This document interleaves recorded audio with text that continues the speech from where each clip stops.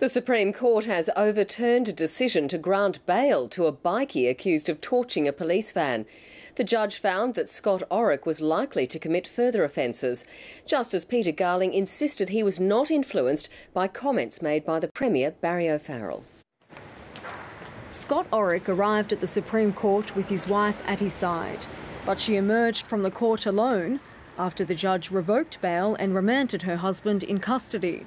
Handing down his decision, Justice Garling said, "The court is not a part of the executive arm of government.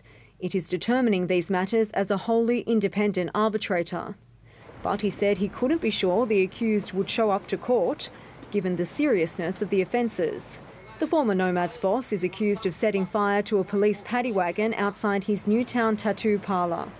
He walked free from his first court appearance after a magistrate granted him bail.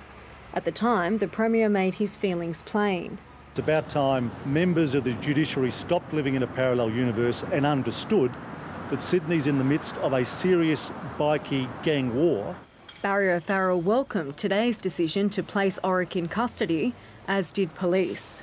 I thought that this particular individual should have remained in custody. I made my views very clear to the DPP. I was pleased to say that they in fact launched the appeal. That comment has sparked fresh concern, this time in legal circles. If it goes before a jury, I'd be staggered if any jury in New South Wales could put out of their mind the quite extreme comments of the Premier and then the expression of the Police Commissioner that he also intervened. Professor Finlay says the Premier has overstepped the line separating politics and the judiciary. Orrick's family say he should be free. He's not a dangerous man. He never done anything hostile, anything against the law, anything against the police in his life, and he never will. And he's too old to start now. The 47-year-old returns to court next month. Lucy McNally, ABC News.